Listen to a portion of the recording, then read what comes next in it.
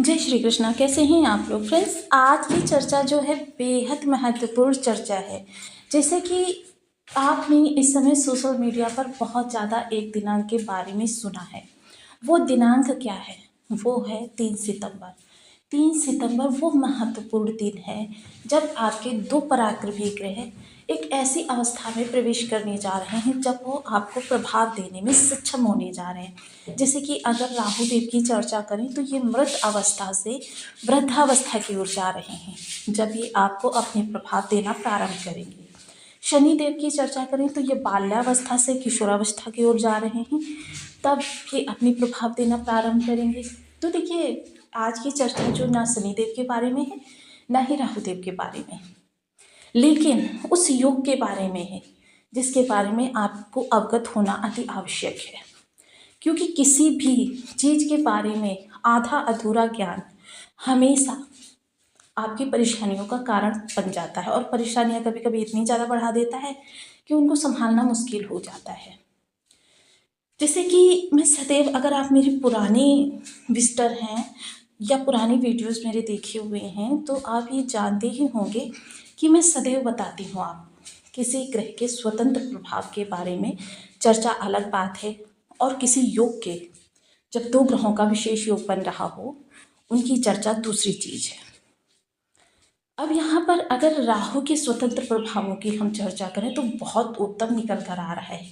लेकिन यहाँ जैसे कि मैं सदैव कुछ योगों को महत्वपूर्ण मानती हूँ, जैसे नवम पंचम योग, ये अगर आप अपने एक्सपीरियंस के आधार पर देखें तो बहुत प्रभावी योग होता है।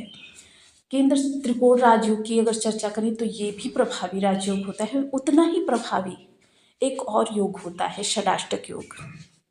हालांकि देखिए, ये दुर्योग पूर्ण ग्रह होता है, लेकिन इस समय क्योंकि दो ग्रह इस स्थिति में बैठे हैं कि ये दोनों कारक बन गए हैं, और कारक बनकर आपके लिए शुभ स्थितियां ज़्यादा उत्पन्न कर रहे हैं, लेकिन थोड़ी सी विषम परिस्थिति भी निर्मित कर रहे हैं। अगर आपने इस विषम परिस्थिति को समझ लिया तो आपका हर कदम सफलता की ओर होगा, और अगर आपने इसी चीज़ को नहीं समझा तो आप जो भी कदम लेंगे वो आपका नेगेटिविटी से भरा हुआ होगा। तो इसलिए मैं कहती हूँ कि आपको सदैव पूर्ण रूपेण किसी भी जानकारी को आप ग्रहण करें तो पूर्ण रूपेण उसके बारे में अवगत हो जाए, ताकि कहीं से भी दुर्योग की कोई संभावना ना बचे। तो बने रहिए हमारे साथ इस वीडियो में एंड तक, आपको बहुत कुछ जानने के लिए मिलेगा। वीडियो बहुत ज्ञानवर्धक होने वाला है। यदि आपके लग्न में 2 नंबर बना हुआ है तो ये राशिफल आपके लिए है। यदि कुंडली में कहीं भी चंद्रमा के साथ 2 नंबर बना हुआ है तो ये राशिफल आपके लिए है।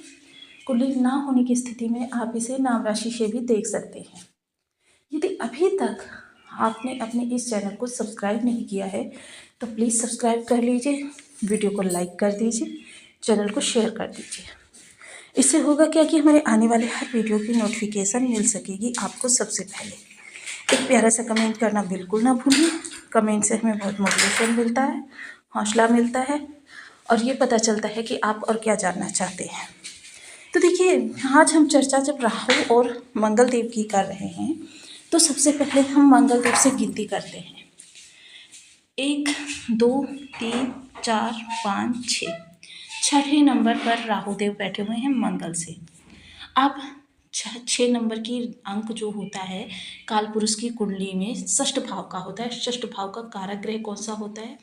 राहुदेव महाराज। मंगल के लिए राहु कारक स्थान पर बैठे हुए हैं। अब राहु से मंगल को गिनते हैं। 1 2 3 4 5 6 7 8।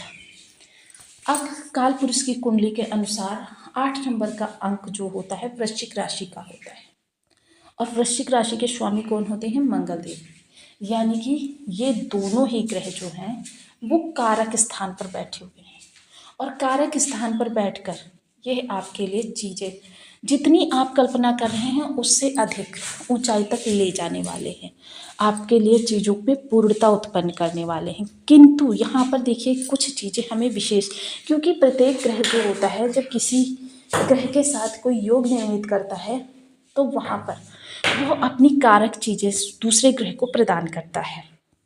अब यहाँ मंगल की कारक चीज़ें क्या हैं? बल, पराक्रम, साहस, ऊर्जा, उत्साह, क्रोध, गुस्सा, अहंकार, युद्ध, व्यापन, ये देंगे राहु को। और राहु की कारक चीज़ें क्या हैं? भ्रम, माया, स्वांग, षड्यंत्र, तिलिस्म, ये चीज़ें प्रदान करेंगे मंगल को। अब यहाँ पर दोनों का जब ये आदान प्रदान होगा तो चीज़ें आपके लिए थोड़ी सी परिवर्तित होगी, क्योंकि राहु जो है कर्म स्थान में बैठे हुए हैं। अगर मंगल की आक्रामकता राहु ने ले ली तो इस समय आप किन्हीं विवादों में फंस सकते हैं। छोटी सी डिबेट बहुत बड़े विवाद का रूप ले सकती है। फलतः आपके लिए स्थितियाँ जो है अनियंत्रित हो सकती हैं। यहाँ पर आपको बहुत संयम से काम लेना होगा। और देखिए, मंगल हो या राहु, दोनों के निगेटिव प्रभावों को जब हमें कम करना होता है, संयम और धैर्य ही शस्त्र होते हैं हमारे। जब इन ग्रहों को हम अपने अनुरूप कार्य करने के लिए बाध्य कर सकते हैं।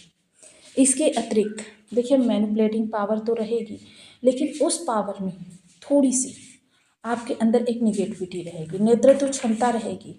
उस नेतृत्व की क्षमता का आपको बहुत ज़्यादा निगेटिव प्रभाव इस समय पर देखने में आ सकता है, कि हो सकता है बातों ही बातों में आप कुछ ऐसा बोल दें जो कि आपकी जो टीम है वो सामने वाले पक्ष के लिए कुछ दुर्योगपूर्ण कार्य करने लग जाए, उनकी स्थितियों में शत्रुवत कार्य करने लग जाए। तो इन चीज़ों से आपको थोड़ा सा अलर्ट रहना है, थोड़ा सा सतर्क रहना है। वहीं मंगल विचारों के भाव में बैठे हुए हैं। अब यहाँ से विचार जो उत्पन्न होंगे वो सीधे आपके सभी कार्यों को प्रभावित करेंगे, यानी कि आपके कर्म क्षेत्र को भी, आपके परिवार को भी, आपके रिलेशंस को भी, आपके सोशल सपोर्ट को भी, आपके घर को भी। तो मतलब यहाँ पर जो ये आक्रामकता है या भ्रम है, स्वांग है, भ्रम, शंका इस समय आपके अंदर बहुत ज़्यादा रहेगी। कभी कोई अपॉर्चुनिटी अगर आपके सामने आ जाती है, उस अपॉर्चुनिटी को यह सोचकर आप मिस कर देंगे कि मैं ही क्यों, इतनी बड़ी अपॉर्चुनिटी मुझे ही क्यों मिल रही है, ऐसा क्या मैं इनका बहुत ज़्यादा खास हूँ तो मुझे ये अपॉर्चुनिटी प्रदान कर रहे हैं, या मुझे ये जॉब विशेष बता रहे हैं। तो ये शंका इस समय पर आपके लिए बहुत ज़्यादा नेगेटिव पूर्ण रोल दिखाने वाली है। इसके अतिरिक्त देखिए, दो लोग अगर आपस में चर्चा करते हुए दिखाई दे रहे हैं, उन्होंने आपकी ओर देख भी लिया, तो भी आपके मन में यही रहने वाला है कि वो आपकी ही चर्चा कर रहे हैं, आपके लिए कोई षड्यंत्र रच रहे हैं। इन चीज़ों से इस दौरान आपको बहुत ज़्यादा सतर्क रहना है, बहुत ज़्यादा अलर्ट रहना है। आपके लिए स्थितियों को थोड़ा सा विपरीत वे में, क्योंकि देखिए, शंका हो या आक्रामकता, दोनों स्थितियों को आपकी गंभीर कर सकती हैं। इस समय थोड़ा सा आपको संतान पक्ष के लिए सतर्क रहना चाहिए। देखिए, संतान छोटी है तब तो स्थितियां आपकी बाद में भी नियंत्रित हो सकती हैं, लेकिन अगर संतान आपकी वयस्क है तो फिर आपके लिए स्थितियां बिगड़ती ही चली जाएंगी। आपके लिए स्थितियों में सुधार की कहीं कोई संभावना नहीं रह जाती है। ऐसी स्थिति में आपको अपने ऊपर संयम और धैर्य और समझदारी से काम लेना चाहिए। प्रेम संबंध बहुत महत्वपूर्ण ये चर्चा आ गई है कि प्रेम संबंध भी इससे प्रभावित होंगे, बिल्कुल भी अछूते नहीं रहेंगे। तो यहाँ पर आपको बहुत ज़्यादा इस समय पर प्रेम संबंधों के लिए भी सतर्क रहना आवश्यक है। चीज़ें आपके लिए अच्छी से अच्छी हो सकती हैं, लेकिन यहाँ पर आपको स्वयं पर नियंत्रण रखना होगा। अब यहाँ पर ये चीज़ें देखिए, इन ग्रहों से संबंधित, जैसे मंगल की देखिए एक ये राशि है सप्तम भाव, तो जीवन साथी से संबंधित भी आपको बहुत सतर्क रहना है। व्यापार को लेकर भी आपको बहुत ज़्यादा सतर्क रहना है। द्वादश भाव को लेकर आपको बहुत ज़्यादा सतर्क रहना है, क्योंकि इस समय आपके सामने अनावश्यक अतिव्यय हो सकते हैं। अतिव्यय इसलिए मैंने कहा कि जब भी इस तरीके के योग बनते हैं तो व्यक्ति अनावश्यक रूप से इतना शो ऑफ के लिए खर्चे करने लगता है कि उसकी सालों की स्थितियां भी अनियंत्रित हो जाती हैं, बजट उसका गड़बड़ा जाता है। सालों का बजट वो दिखावे के लिए मात्र एक ही समय पर ख़त्म कर देता है, और फिर बाद में वो अपनी ज़रूरतों के लिए दूसरों से मदद मांगता हुआ दिखाई देता है। कोई कोर्ट कचहरी वगैरह आपके सामने लगी हुई है तो बहुत धैर्य के साथ इन चीज़ों को सुलझाने का प्रयास करें। पैतृक संपत्ति संबंधी कोई विवाद लगे हुए हैं, इनको सुलझाने का आपके सामने विकल्प है, तो इसे अगर आप इस गोचर काल के दौरान थोड़ा सा आगे के लिए बढ़ा सकते हैं तो आपके लिए बहुत उचित रहेगा। क्योंकि जब यह गोचर अनुरूप हो तब आपको इन कार्यों को आगे करना चाहिए। देखिए, निगेटिविटी थोड़ी ही सही, लेकिन निगेटिविटी बनी हुई है। अपॉर्चुनिटी बहुत ज़्यादा है, बहुत विस्तृत आपके सामने विशाल साम्राज्य फैला हुआ है, लेकिन थोड़ी-सी निगेटिविटी बनी हुई है। उस निगेटिविटी में हमें इन चीज़ों के लिए रिस्क नहीं लेना चाहिए। बड़े से बड़ा जो भी कार्य आपको करना है, इस समय पर कर सकते हैं और बड़ा लाभ भी मिलेगा। अब देखिए, इस निगेटिविटी से बचने के लिए ही सदैव हम आपको उपायों की ओर लेकर जाते हैं, तो वो भी चर्चा आज फिर आगे बढ़ाते हैं। सबसे पहले मंगल संबंधी उपाय, क्योंकि राहु की चर्चा हम पिछले वीडियो में कर चुके हैं और बहुत विशेष हमने वहाँ पर उपाय बताए थे। जिन लोगों ने वो वीडियो नहीं देखा है तो आप वहाँ से वो उपाय ज़रूर देख लीजिएगा, ताकि आपका ये निगेटिव समय समाप्त हो जाए। हालांकि निगेटिव समय नहीं है, थोड़ी सी निगेटिविटी है, लेकिन अगर देखें तो ये हर कदम पर आपके साथ है, जिसको दूर करके आप अपने हर कदम को सफल बना सकते हैं। ओम अंगारकाय नमः, इस बीज मंत्र का 1 माला, 2 माला, 5 माला, 7 माला, 11 माला का जप नियमित अपनी सुविधानुसार करके आप बहुत ज़्यादा मंगल के उच्च प्रभाव पा सकते हैं। हनुमान जी जो हैं मंगल के अधिष्ठात्र देव हैं। आप हनुमान जी के किसी भी रूप का पूजन कर सकते हैं, और अगर इस दौरान पंचमुखी हनुमान जी का पूजन करते हैं, बजरंग बाण सुनाते हैं उनको, आप सुंदरकांड उनको सुनाते हैं, हनुमान जी को चोला चढ़ाते हैं, ये आपके लिए बहुत अच्छे उपाय रहेंगे। और इससे भी बेस्ट उपाय रहेगा आपके लिए प्राणायाम करना, भ्रामरी प्राणायाम और वायु अनुलोम विलोम प्राणायाम, ये दोनों करें, आपके राहु और मंगल की निगेटिविटी पूर्ण रूप से समाप्त हो सकती है।